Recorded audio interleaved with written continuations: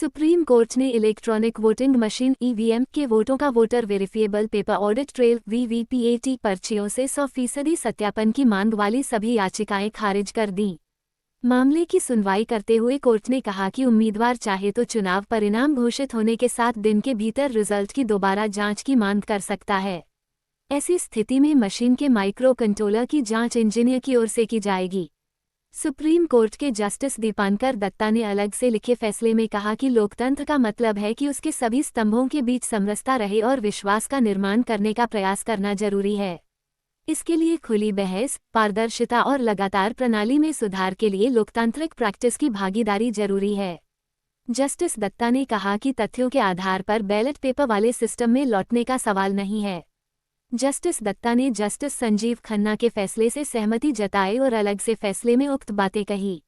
Justice Dutta ने कहा कि बैलेट पेपर से दोबारा मतदान पर लौटना या ईवीएम के विकल्प के तौर पर उसे लाना भारतीय नागरिकों के हितों को पूरी तरह से संरक्षित नहीं करता है। उन्होंने कहा कि जब तक मौजूदा ईवीएम प्रणाली के खिलाफ पर्याप्त सबूत पेश नहीं किया जाता है तब तक इस पर बने रहने की आवश्यकता है। जस्टिस दत्ता ने कहा कि प्रणाली के किसी भी पहलू पर आंख बंद कर अविश्वास करना अनावश्यक संदेह को उत्पन्न कर सकता है और उन्नति में बाधा डाल सकता है। जस्टिस दत्ता ने कहा कि ऐसा भी लगता है कि भारत के प्रगति को कमतर करने और बदनाम कर कमजोर करने का जो भी प्रयास किया जा रहा है उसे शुरू में ही रोकना होगा।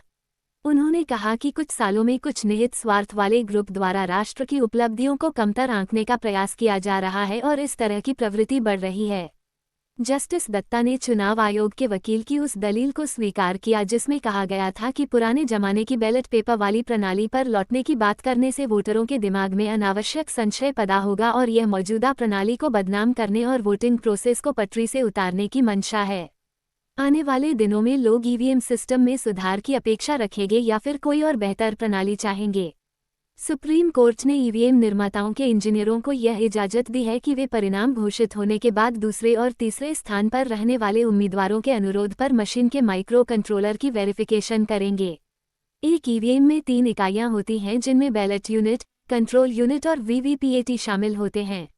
इन तीनों में माइक्रो कंट्रोलर लगे होते हैं। मौजूदा समय में जो व्यवस्था है उसके तहत चुनाव आयोग किसी भी विधानसभा क्षेत्र में 5 मतदान केंद्रों में ईवीएम और वीवीपीएटी का मिलान करता है।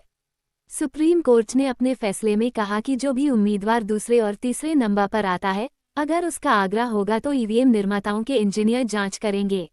नतीजों की घोषणा के 7 दिनों के भीतर अगर दूसरे और तीसरे स्थान पर आए उम्मीदवार सत्यापन के लिए अनुरोध करते हैं तो उन्हें शुल्क जमा करना होगा। सुप्रीम कोर्ट के फैसले से साफ हो गया है कि ईवीएम और वीवीपीएटी का 100% मिलान नहीं होगा और ना ही बैलेट पेपर पर सिस्टम लौटेगा। हाँ, इतना जरूर है कि और बेहतर कुछ हो सकता है तो इसके लिए प्रयास किया जा सकता है। सुप्रीम कोर्ट के सामने चुनाव आयोग ने जो दलील दी उसे सुप्रीम कोर्ट ने तरजीह दी है। हालांकि याचिकाकर्ता के पास अभी भी रिव्यू पेटिशन और क्यूरेटिव पेटिशन का विकल्प बचा हुआ है, लेकिन ये ध्यान रहे कि रिव्यू पेटिशन पर वही बेंच विचार करती है जिसने फैसला दिया है और आमतौर पर चैम्बर में ही रिव्यू पेटिशन का निपटारा होता है। लेकिन मौजूदा फैसले के बाद एक बात तो साफ है कि अभी ईवीएम पर जो संदेह व्यक्त किया जा रहा था और जो भी कयास लगाए जा रहे थे उस पर काफी हद तक लगाम लगेगा।